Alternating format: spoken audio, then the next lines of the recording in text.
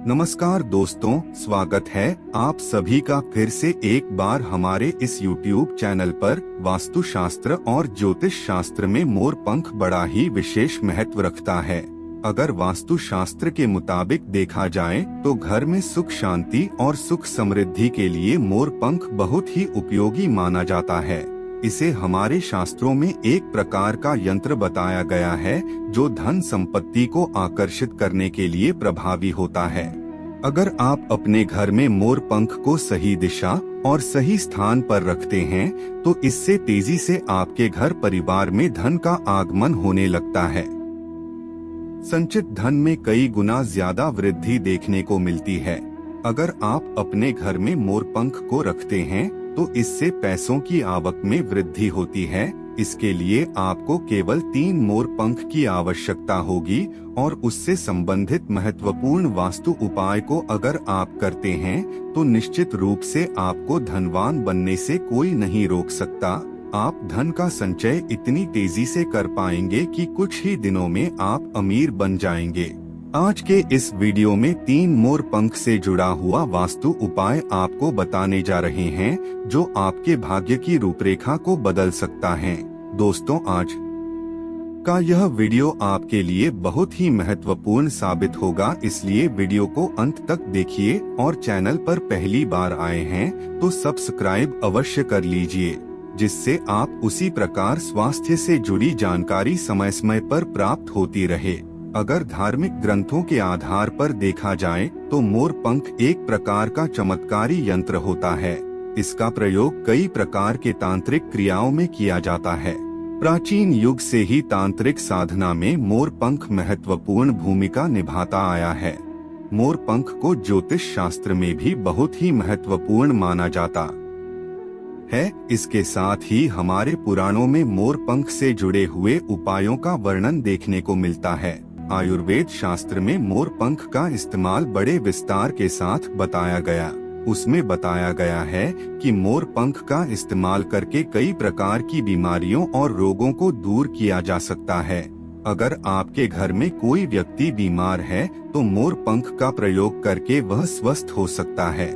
मोर पंख से जुड़ी हुई कई प्रकार की जानकारी हमारे शास्त्रों से प्राप्त होती है और कई प्रकार की कथाएं भी मोर को लेकर के प्रचलित हैं, जिनमें से जुड़ी एक कथा के मुताबिक प्राचीन समय में संध्या नाम का एक असुर हुआ करता था। वह बहुत ही पराक्रमी, शक्तिशाली और बड़ा ही तपस्वी था। उसने गुरु शुक्राचार्य से विद्या प्राप्त की और देवताओं को अपना शत्रु मानने लगा। भगवान भोलेनाथ और ब्रह्मा देव के वरदान फल स्वरूप वह बहुत ही ज्यादा शक्तिशाली बन गया था और अपने शक्ति के घमंड के दम पर उसने स्वर्ग पर आक्रमण कर दिया और कई देवताओं को बंदी बना लिया। लेकिन उस असुर को पराजित करने के लिए देवताओं के राजा इंद्र ने एक योजना बनाई। उसके लिए उन्होंने मोर से सहायता लेना उचित समझा। उसके बाद सभी नवग्रह और सभी देवता मोर के पंखों में विराजमान हो गए, जिससे मोर बहुत ही ज्यादा शक्तिशाली और विशालकाय रूप धारण करके संध्या असुर पर आक्रमण कर दिया और इस आक्रमण से संध्या नामक असुर का नाश हो गया।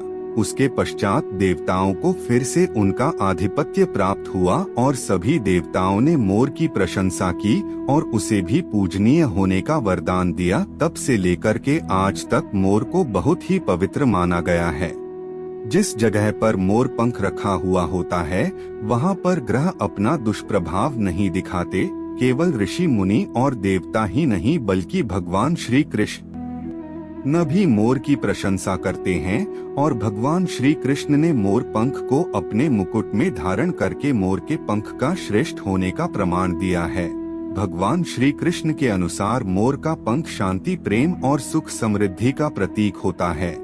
मनुष्य की सभी प्रकार की नकारात्मक शक्तियों को खत्म करने के साथ साथ सकारात्मक शक्तियों को उत्पन्न करने के लिए मोर का पंख बेहद ही प्रभावी होता है, ऐसा भगवान श्री कृष्ण कहते हैं।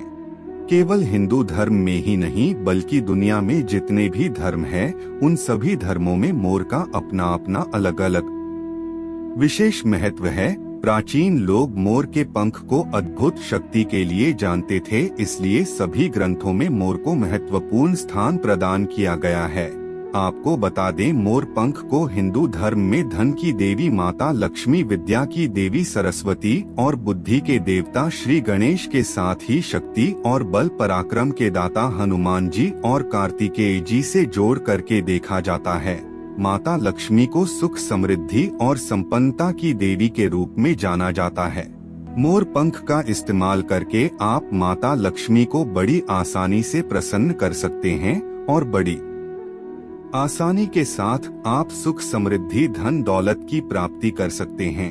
यदि आप अपने घर में मोर पंख के साथ एक बांसुरी भी रख लेते हैं तो इससे परिवार के लोगों के बीच प्रेम बढ़ता है। दोस्तों, घर एक मंदिर के समान होता है। अगर घर में रहने वाले सदस्यों के बीच में हमेशा आपस में झगड़ा होने लगता है तो यह मंदिर कम और युद्ध का मैदान ज्यादा लगने लगता है। वैसे तो घर में झगड़ा झंझट होने के कई कारण होते हैं, लेकिन मुख्य रूप से नकारात्मक ऊर्जा का वास होने से ज्यादा वाद विवाद, लड़ाई झगड़े होने की आशंका बढ़ जाती है।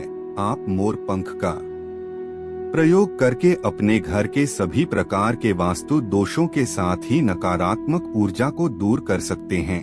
मोर के पंख को घर पर खूब जोर जोर से हवा में लहराएं। इससे घर में जितनी भी नकारात्मक शक्तियां होती है वह दूर हो जाती है। यदि आप रोजाना पूजा करने के पश्चात ऐसा करते हैं तो इससे सभी प्रकार की नकारात्मक ऊर्जाओं का नाश होता है और आपके घर परिवार में सुख समृद्धि बनी रहती है।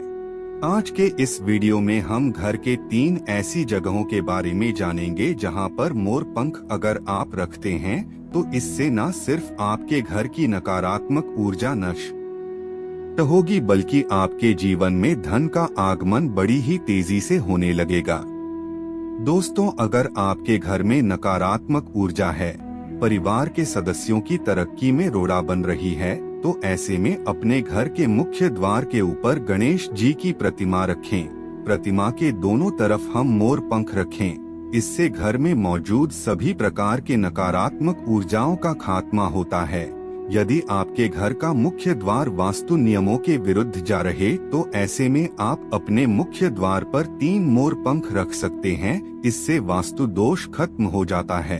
अगर आप ग्रहों के दुष्प्रभाव से बचना चाहते हैं, अगर आपके परिवार में किसी सदस्य की ग्रह स्थिति खराब है तो ऐसे में मोर पंख और गंगाजल अथवा शुद्ध जल, इन दोनों का छिड़काव कर देते हैं तो इससे ग्रह शांत हो जाते हैं। मोर का पंख बुरी नजर से बचने के लिए भी बेहद ही प्रभावी माना जाता है।